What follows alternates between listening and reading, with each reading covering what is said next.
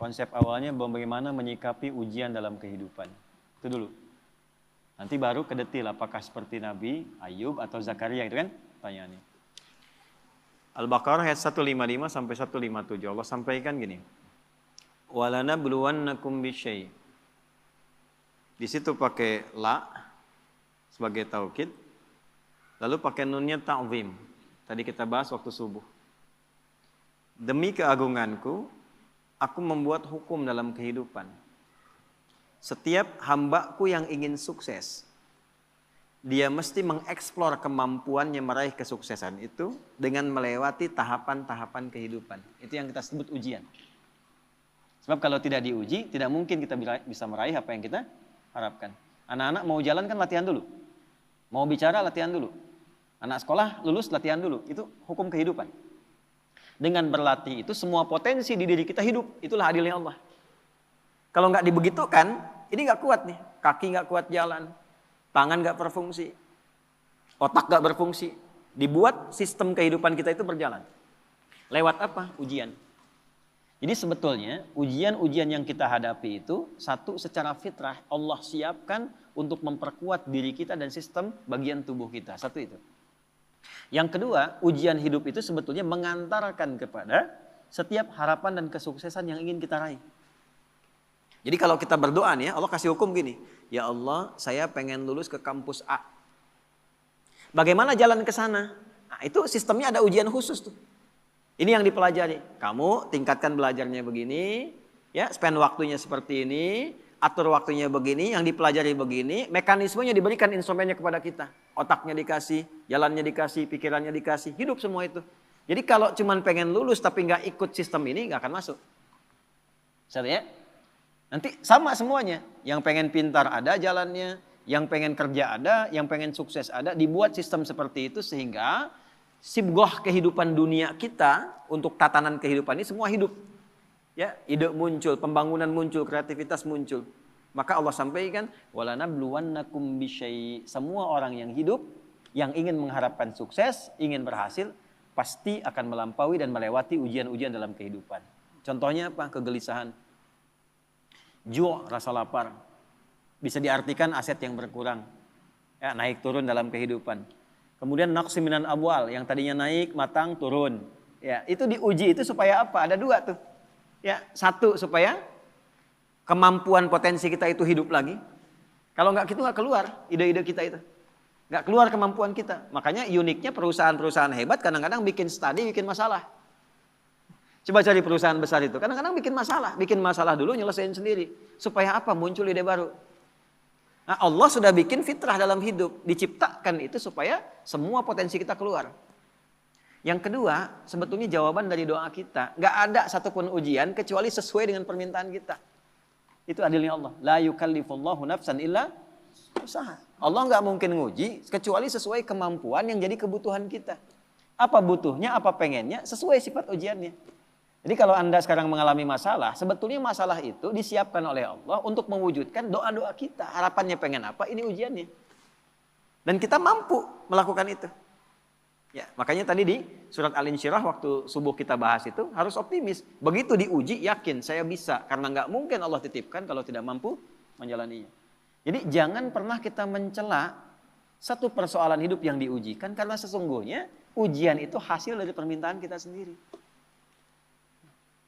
Saya pengen nikah ya Allah, tentukan tanggal sekian. Dikirim, ya lewatin ini nih.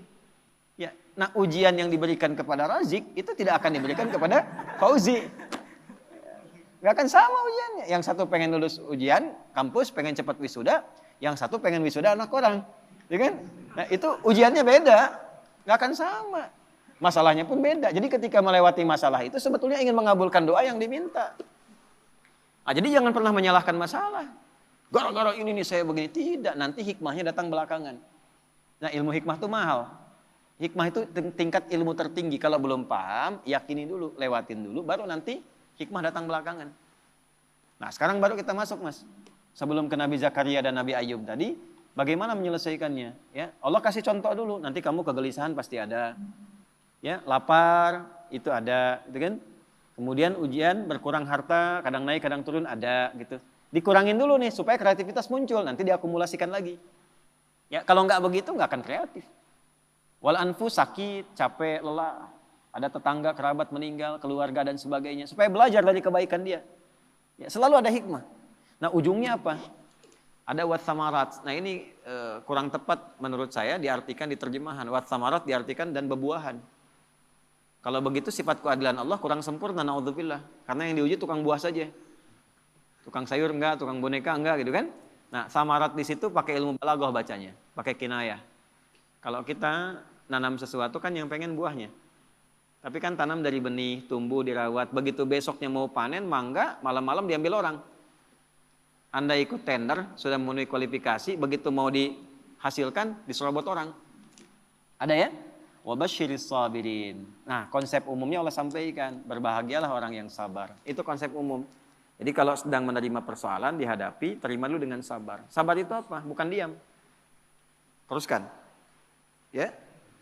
Alladzina idza asabathum musibah. Yang kalau dia ditimpa dengan apa yang dia inginkan itu, nah itu musibah tuh.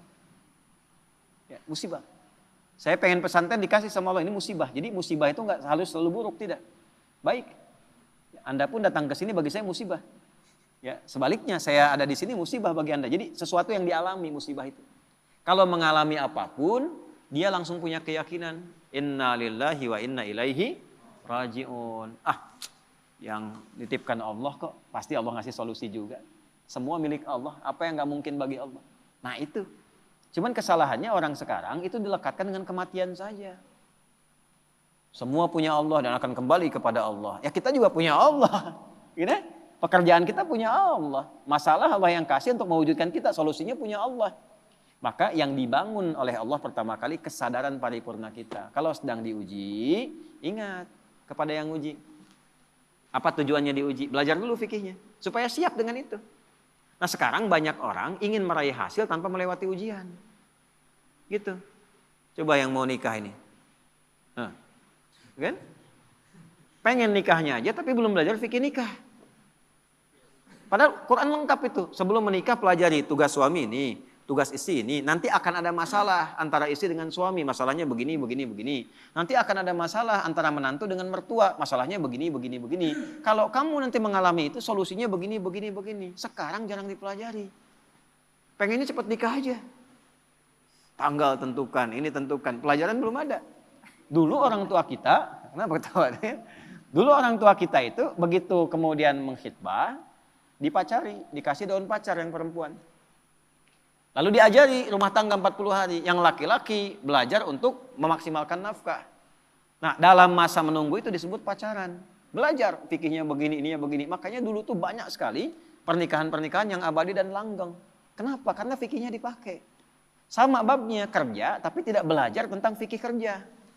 Tantangan gimana? Menghadapi orang iseng gimana? Kalau makin naik, ini akan terjadi. Orang nggak suka, ingin menyingkirkan, ingin menyungkurkan, menghambatnya begini. Nanti cara menyelesaikannya begini. Ibadah ritualnya begini, secara intelektual pemetaannya begini, di lapangannya akan begini. Itu ada semua. Dan hebatnya adanya di Quran. Nah, makanya orang-orang yang kembali kepada Allah, dipuji oleh Allah. Ayat 157-nya. Ulaika alaihim salawatum mir rabbihim wa rahmah. Orang-orang yang memetakan mitigasi persoalan dan menerima optimis dia selesaikan, dipuji oleh Allah dibandingkan orang yang berkeluh kesah. Jadi sabar itu bukan diam. Sabar itu mengkontemplasikan, terima. Karena nggak diterima pun jadi masalah kita juga. Dan yang pengen itu kita juga. Terima dulu. Nanti setelah itu terhubung dengan Allah, sholat. Karena itu sholat disandingkan dengan sabar untuk menyelesaikan masalah. Ada di mana? Al-Baqarah 45.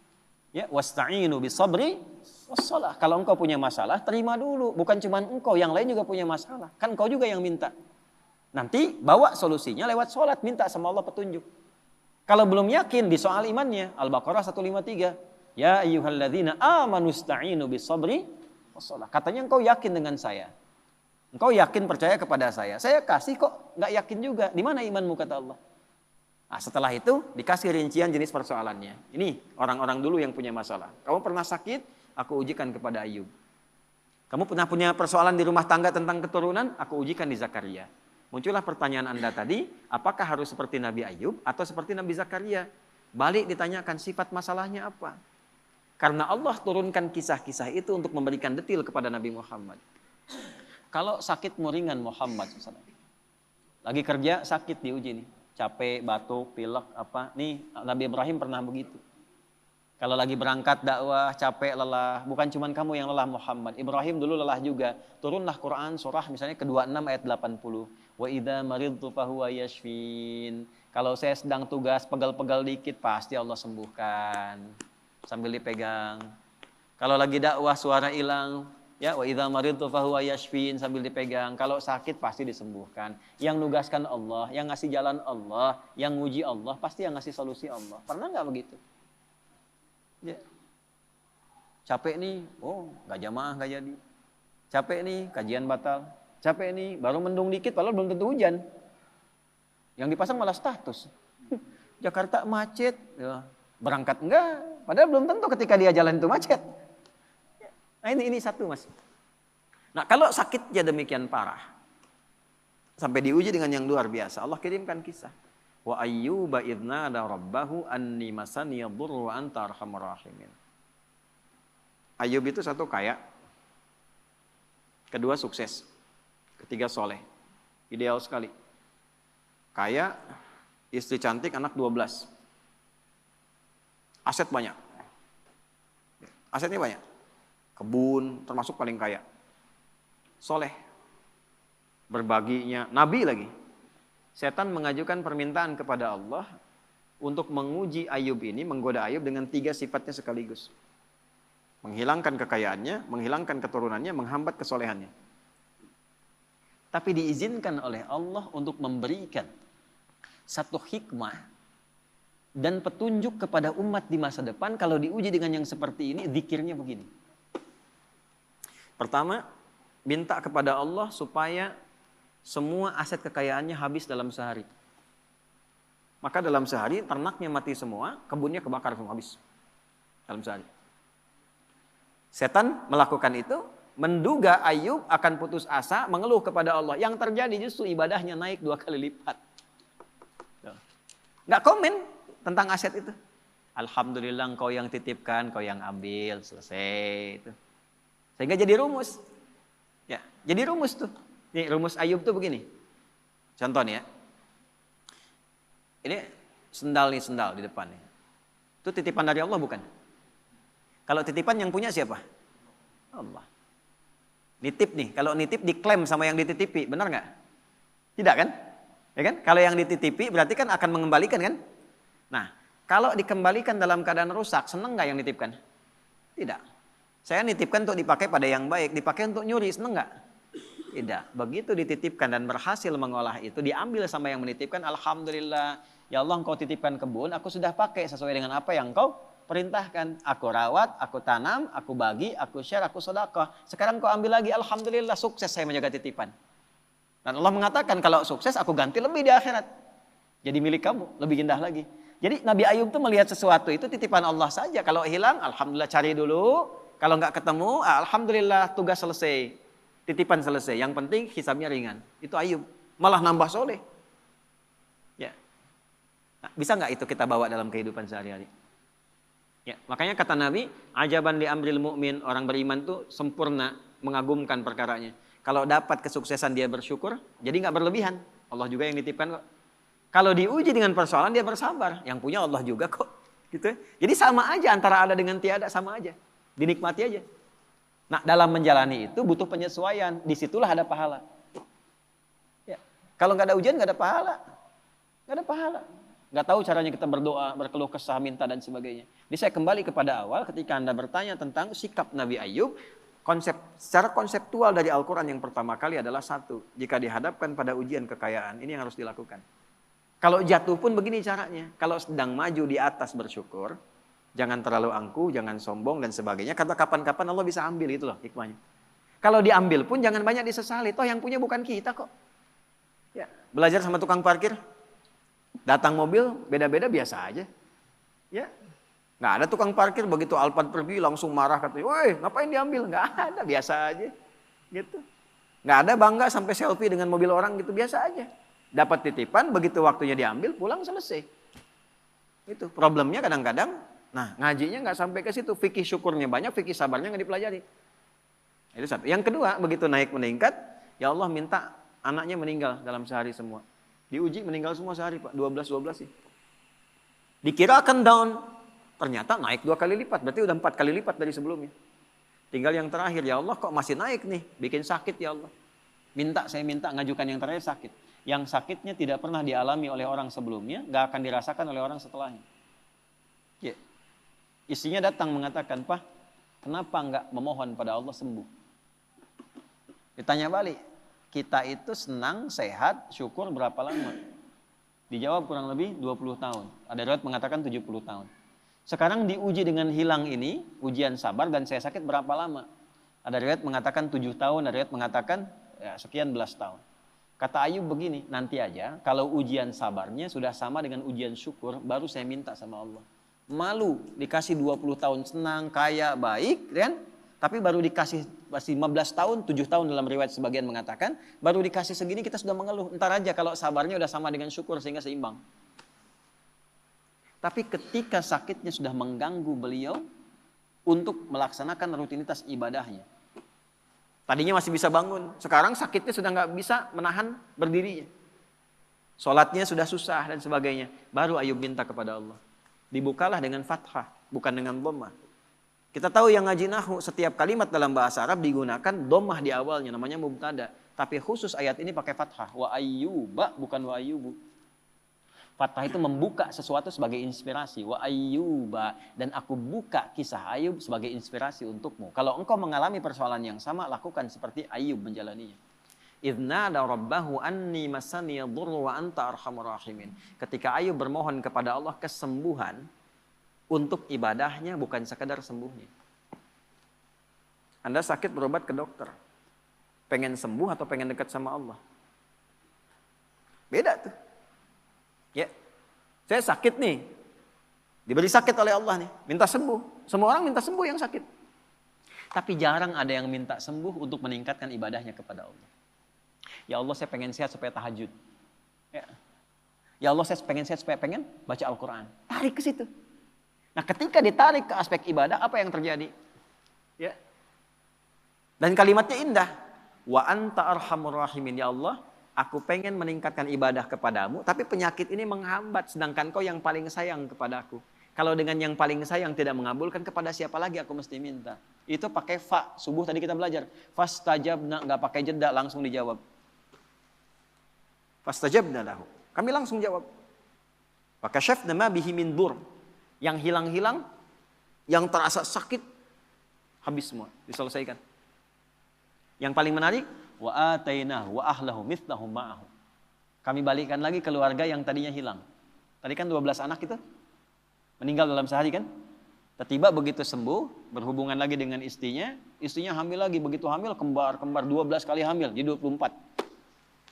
Yang tadinya 12 meninggal, sekarang lahir baru anak 24. Tuh, Zik, 24 tuh. Setelah itu apa? Karena Ayub ini dikenal dermawan, bagus, suka berbagi, maka orang viral, Ayub sudah sembuh, datanglah nengok. Datang itu bawa sesuatu. Ada yang datang bawa hasil kebun, datang mau nyerahkan, kaya lagi 2 kali lipat dari sebelumnya lagi. Dan ditutup dengan kalimat ujungnya, wa dzikra lil abidin. Kami tidak khususkan ini untuk Ayub, tapi bagi setiap hamba kamu yang punya persoalan serupa, lakukan zikirnya Ayub. Ujiannya apa? Sakit. Ujian harta. Sedang turun, omset dan sebagainya. Ya kan? Atau dengan hal tadi yang disebutkan, maka zikir Ayub bacakan. Apa zikirnya? Ya? Anni masani yadurru wa anta arhamur rahimin. Itu. Jelas ya? Oke. Zakaria berbeda. Zakaria ujiannya di rumah tangga, istri divonis tidak mungkin punya keturunan. Wa mraati aqir. Istriku divonis, monopus dan mandul. Secara medis gak mungkin. Maka apa yang dilakukan? Membangun pendekatan kepada Allah, sholat. Ya, tapi kalimatnya indah. Rabbi la tadharni fardan wa anta khairul warithin. Ya Allah, jangan biarkan aku sendiri untuk memperjuangkan risalah dakwah ini. Aku pengen ada penerus, aku pengen punya keturunan. Itu bukan sekedar punya anak, ya Allah. Supaya ada legasi dakwahku yang diteruskan oleh anak-anakku. Gak berhenti memperbaiki masyarakat itu. Ya itu kuncinya. Kalau cuma pengen punya keturunan, yang lain minta banyak. Tarik ke unsur ibadah. Tarik. Engkau yang paling sayang padaku ya Allah. Aku tidak putus berdoa kepadamu. Dari mulai aku kuat sampai fisikku letih, sampai rambutku memutih. Ada orang minta di depan 5 menit tuh. Pak Ustadz, Pak Masuri, tolong Pak Masuri. 5 menit, dikasih gak? Belum tentu. Tapi 24 jam di depan, tangannya begini, Pak Masuri gitu, tolong 24 jam. Dikasih nggak? Keterlaluan kalau nggak ngasih. Ya kan? Allah punya sifat Rahman dan Rahim. Ini ada hamba minta begini, ya Allah, dari mulai rambutku menghitam sampai memutih, fisikku kuat sampai letih, aku tetap yakin bahwa Engkau akan mengabulkan doaku. Aku tidak minta banyak ya Allah, aku minta keturunan supaya bisa meneruskan dakwah bagi orang-orang untuk bisa menyembahmu. Langsung jawabannya sama dengan yang tadi Ayub. Fastajabna. Gitu. Tapi isiannya apa? Yusari'una fil khairat. Diisi dengan dharma bakti kebaikan. Ya, inilah salah satu yang sanadnya ke Syekh Nawawi Al-Bantani. Ya, jadi kalau pengen cepat doa dijawab, salah satunya bukan sekedar doa. Sertakan dengan kebaikan. Bisa dengan infak kalau ada harta. Ya, bisa dengan ibadah tenaga, sholat tambah, baca Quran tambah. Supaya Allah mempercepat pengabulan doa. Nah itulah wasilah. Ada konsepnya di Quran surah 5 ayat 35. Ya ayyuhalladzina amanu taqullaha wabtaghu ilaihil wasilah. Hei orang beriman, kalau punya hajat, punya keinginan, tingkatkan takwamu kepada Allah. Dan jadikan takwa itu sebagai wasilah. Bentuknya apa?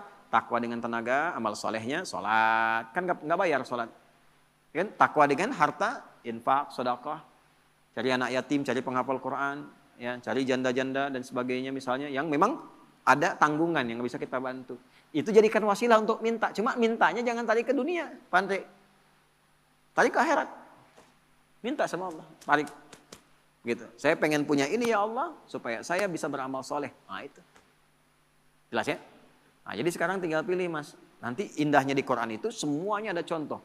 Nabi Ibrahim ada persoalannya. Nabi Nuh ada persoalan. Semua nabi yang ada di Quran itu semuanya ada hikmahnya. Dan akumulasinya ada pada kehidupan Nabi Muhammad SAW. Maka kesimpulan Quran cuma satu untuk Nabi Muhammad. Laqad kana lakum fi rasulillahi uswatun hasanah. Tinggal diurut. Jadi kalau kita sedang punya masalah apa, gampangnya gini. Nabi pernah mengalami itu di mana, kapan, petunjuknya apa. Ikuti, selesai seketika.